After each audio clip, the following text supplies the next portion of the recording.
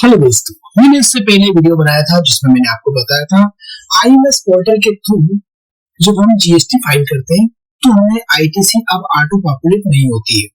तो हमें IMS portal पर जाकर इनवॉइस को इंपोर्ट करने के लिए उस पर एक एक्शन लेना पड़ती है, जिसे हम कहते हैं एक्सेप्ट या रिजेक्ट करना।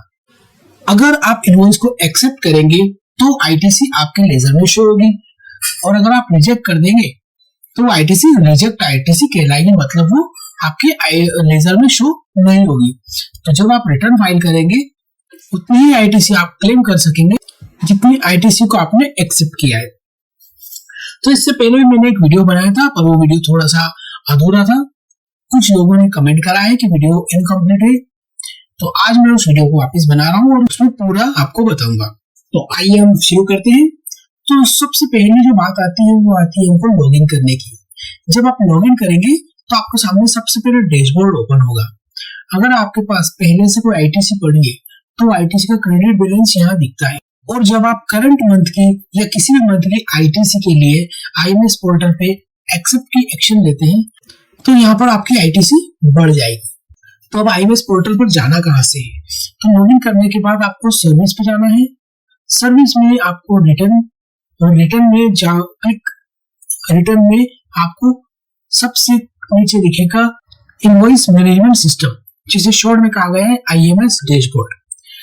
डैशबोर्ड वर्ड सुन के कई लोगों को लगता है कि हो सकता है कुछ अलग से डैशबोर्ड होगा इसका, लेकिन ऐसा नहीं है। ये इसी पोर्टल के अंतर्गत ही एक ऑप्शन दिया गया है। जब आप इस पर क्लिक करेंगे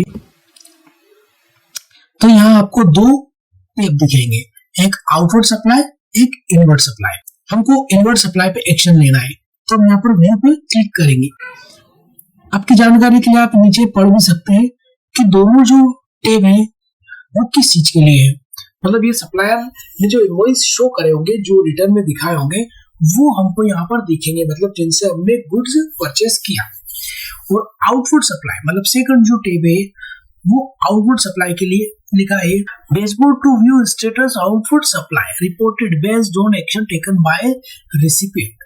मतलब इसमें वो इनवॉइस शो होंगे जो हमने किसी रजिस्टर्ड पर्सन को गुड्स बेचा है और उसने हमारे इनवॉइस के लिए क्या एक्शन लिए, उसने हमारे इनवॉइस को एक्सेप्ट करा है या रिजेक्ट करा है या उसे पेंडिंग कर दिया है। ठीक है, तो ये दोनों चीज हो गई। अब हम आके यहाँ पर आते हैं व्यू पर। तो ये आप व्यू पर क्लिक करेंगे। ठीक है, जैसे आप क्लिक करते हैं तो एक इन्फॉर्मेशन की विंडो पॉपअप होती है। इसमें साफ साफ लिखा है कि अगर record where no action is taken by tax payer will be considered as deemed accepted for GST to be generation. मतलब अगर आप कोई एक्शन नहीं लेते, जैसे कि अभी हो रहा है, बहुत से लोग एक्शन नहीं ले रहे, उन्हें जानकारी नहीं है, तो जो इनवॉइसेस है वो ऑटोमेटिक ये मान लिए जाएंगे कि वो आपके इनवॉइस है और आपने उसे एक्सेप्ट कर लिया है, तो वो आपके जीएसटीआर के आईटीसी में शो होने लगेंगे। अब आपको यहाँ पर ओके कर देना है। यहाँ पर आप देखेंगे चार ऑप्शन हमको दे रखे हैं, मतलब चार टाइप के रिकॉर्ड है। पहला नो एक्शन, दूसरा एक्सेप्ट, तीसरा रिजेक्ट और चौथा पेंडिंग। अगर नो एक्शन मतलब ये एक ही दिखा रहा है B2B के अंदर जिसके ऊपर हमने कोई अभी तक एक्शन नहीं लिए। अगर हम एक्शन लेंगे तो वो इन तीन में से किसी एक विंडो में किसी एक कॉलम में फॉल करेगा। मतलब अगर हम एक्सेप्ट करेंगे तो एक्सेप्ट, रिजेक्ट करेंगे तो रिजेक्ट में, और पेंडिंग रखेंगे तो पेंडिंग में दिखेगा। ठीक है, तो यहाँ पर हम इसे क्लिक कर लेते हैं। क्लिक करने के बाद आपको यहाँ पर जीएसटी नंबर दिखेगा, सप्लायर का नाम दिखेगा। आपको ये देखकर कंफर्म करना है कि सप्लायर वही सप्लायर है जिससे मैंने सर्विस या गुड्स परचेस किया है। अगर नहीं है तो आपको रिजेक्ट कर देना है।